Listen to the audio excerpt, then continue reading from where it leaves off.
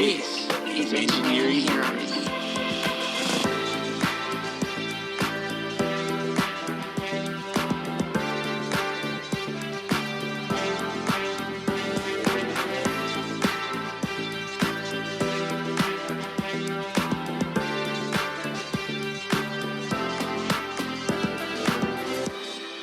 Welcome to Engineering Heroes, a podcast that presents the incredible heroes that are shaping our society and battling our challenging issues. My name is Melanie, and my co-host and our resident engineer is Dominic. Today is going to be a little bit of a different story for you. We are going back to Wednesday, the 20th of November, when I gave my presentation at the World Engineering Convention. If you missed it, now's your chance to have a listen. For now, let's get started. Hi, my name is Melanie Gioia, and I'm talking to you about today, time for engineers to be heroes. Anyone here, are you DC or Marvel?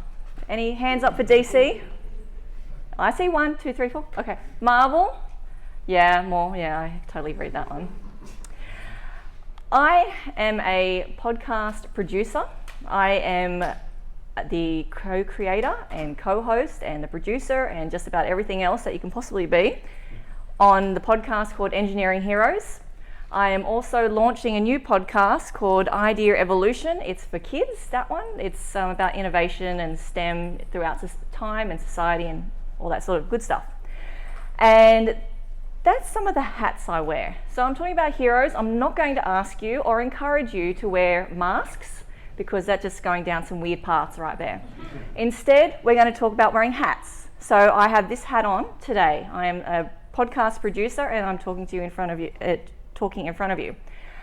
I am also your typical daughter, wife, mother to 3 crazy children. I've got a dog as well. Like, there's some of the hats. I was recently made secretary to the PNF at my kids' school.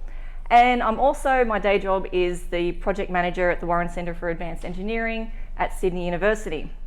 They are just some of the hats I wear almost every day. It's a lot, but I can work with that. And I'm going to say, did anyone notice one of the hats was missing? From this, I'm in the World Engineering Convention and I have no engineering hat on because I am not an engineer. Clutch your pearls, I know. How dare me speak in front of you engineers about how to be engineering heroes, okay? But if I'm standing up here as a pleb from society saying to you engineers out there, you need to step up. It is time for engineers to put the little hero hat on and get moving. Now, I just want to get a feel of the room. Is there anyone else here, don't be afraid, who isn't an engineer? Excellent, okay, all right, there's 3, there's 4, that's all right. Got a room of about 100, so, statistically we're in the zone here because I do want to mainly talk to the engineers. Now, first up, I want to see what sort of hats you engineers are wearing. Anyone know Perry? He's so cool. All right, so, get your arms ready because I want to get a sense if anyone here is on a sporting team, is helping out their kids' PNF board, anything that's at that kind of level, sports or schooling. Okay, 3, 4, 5. That's actually not bad. Now, this one I have a feeling there'll be a lot more than I had anticipated, but this is good. Who here is actually on a board, a listed company or a not-for-profit, actual real-life board? That's awesome. That's okay. 2, 4, 6, 8. Good. There's around about 8 to 10. Now, this one I'm really keen to see. Are any of you engineers out there wearing a political hat? Are you in the political realm, standing up there representing yourself in the political arena? Okay. All right. That's all right. I was hoping to talk to some people there. Now, this next group, I want to stand up. All right, don't be afraid. If you're in this next group, you need to wear this one. Anyone have a statue? Okay, I'm serious. Like, these are actual engineer statues, all right? Sure, they're dead people, but what about a plaque? I'll take a plaque. No plaque. Okay. How is society meant to understand that the work you're doing is so important if there is not this level of awareness within general society. All right, we need more statues. That is something that Lydia Gentle said in my podcast back in March. As one of the solutions for diversity, we need more statues. And I'm just totally taking that over. Now, I'm going to tell a little story. There's a lady back there called Sarah Watson, and I've spoken to Sarah. And her first job out of university as a grad was to work on a bridge that they were duplicating in Western Australia. And her job was to colour match the cement. Her one job, well actually there's probably more, but that's the one job she was talking about, was to colour match the cement. And she did a really good job. And the crew that worked on that job with her actually signed her name on one of the cement panels that went onto that bridge. So I am taking some of that light, well-meaning vandalism to be a plaque. So Sarah, you should have stood up.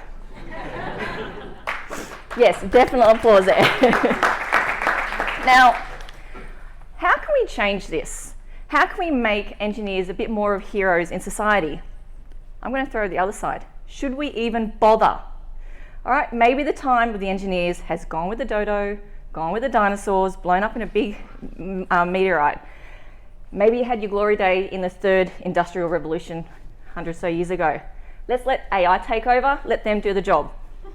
Let's see how that will go. All right. I've spoken to a number of engineers. You might actually recognise some of them up there. As I said, today I'm wearing my podcasting producer hat. All right, my podcast, Engineering Heroes, used to be called Be With an Engineer. It is well past sun over the yard arm. It is time for a beer, I have to say. But I changed the name, made an executive decision. It's now called Engineering Heroes, and here we are today. And what Engineering Heroes does is we talk to engineers. Lots and lots of engineers. Every week a new episode comes out. And these are just from 2019. All right, I didn't even go back into my 2018 catalogue. And that's nearly 100 engineers that we've spoken to. I'm rounding up a bit, okay, it's about 70 plus. But anyway, my co-host Dom and I have spoken to a number of engineers, all different types from all over the world, and not one of them have said that they're ready to roll over and play dead. Not one of them has said that AI can take over. This is a word cloud. It's pretty fancy. I'm into word clouds at the moment. And I'm considering this my data pool. All right, every engineer that I've spoken to, I've asked them, what's your hot topic you want to talk about? This is what they want to talk about. This is my in-depth survey respondents. And I want to know, what stands out for you up there? Is it society? Maybe energy? I think climate was a big one. A lot of engineers want to talk about climate. That was a trick question, because what stands out for me are the words engineering heroes. I made them big orange light words there, all right? Because something that has leapt out during these conversations is the self-awareness that you engineers have that you will change society. You are ready. You know you have to step up. You know you have to do it. And don't take my word for it, and don't take my fancy word cloud up there. I'm going to cheat a little bit, take a bit of a breather for a minute, and let some of my past guests talk. I think our profession has a real responsibility to step up and communicate and to lead our nation towards the future that is our preferred future. It's up to us as engineers to show them what needs to be done. I would have to say, who the hell is going to save the world if it's not engineers? It's important to sort of swallow the humble part, show people what you can do. You know, be a Kevin McLeod of engineering, be an Instagram star of engineering, like, you know, be something. We need more engineers around the table having conversations to help make good decisions. We do need future leaders who can really debate a point, who can really argue, who can think and talk at the same time, who can really get up and lead. So I think engineers need to not just the engineering, the technology stuff, but they need to step out of that zone and go higher up and, run countries. Run countries. You see, your own people, your fellow engineers are urging you to do more, to be a super engineer. No masks, just actions, and maybe the invisible hat. Now, I can't help you get super strength or X-ray vision or flying through the sky, unless you've been bitten by a radioactive spider, I think the DC or Marvel universe is a ways off. But I've got the magic equation, because I know engineers like equations, to unlock your superpower. All right, it's not an equation, it's just a pretty graph. All right, this is your superhero power. This is where your power is. You know, it's a little triangle, okay? It's like a little triangle. It's where your passion, your strength, and your focus combine. So I'm going to give an example. If writing, let's take writing for an example. If that is your strength, you can learn to write. Some people have a natural talent, some people can learn to do something good. All right, but if those two people move into the passion zone and the person who just takes it for granted that they're a good writer doesn't have the passion for it, but the person who loves and trains and just works hard to it and has a passion for it, then they've gone to the second bubble. If you can do it for 8 hours and you still get buzzed from it, you can focus your attention by writing for 8 hours non-stop, you found your superpower, all right? And you could be like Superman or Wonder Woman, more like Superman, in that you can have multiple layers of superpowers. But the key is you need to work them out for yourself, right? People around you will tell you what you're good at, but you need to, it's you at the end of the day who's going to focus it, who's going to draw your own passion, and who's going to build your strength, because these things have to be worked at. And as Marianne said, it got a bit broken there, who the hell else is going to do it? Now, I'm not going to leave you, all right? Superpowers, yeah, that's all good, well and good, Mel. All right, everyone needs a bit of PR, it needs a bit of help to get there. So, I've given you 3 steps. The first step is very internalized. Be brave. All right, okay, done. Be brave, full stop? No, okay? It's within yourself that you need to be brave. With great power comes great responsibility. All right, don't take it for granted. You need to train yourself, and you need to go to that happy place and be brave. When the naysayers say no, you need to still be able to step up. Second step is join in, all right? You're not going to save the world by sitting on the wall like a wallflower, all right? You need to join those communities. You need to join the political parties. You need to step in. Be brave and take that step and join in. That's 2 of the steps. That's cool. And then the last step is networking. You need to network your butt off, all right? And the network around you, the people around you, is your network. Don't get that confused with the action of networking, all right? And just for this point, because be brave is a personal thing, join in is like join in, okay? I'm going to focus a smidge before I finish off on tips and tricks of networking. One of my episodes last year, I did a Christmas episode for engineers on how to network, and it was a specialist who talked to me about some of the things, and she really laid out the difference between networking, which is the action, and network, which are the people, because it's the people around you that will move you forward in the society. It's the people that are going to build you the statues, all right? So you need people. The next one is don't ever start a conversation with, what do you do? What do you do? I'll tell you now, you're all engineers, all right? Move to the second question.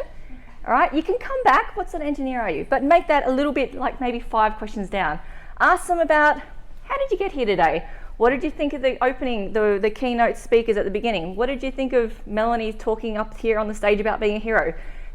Find something to connect with, and then move forward. Grab a drink.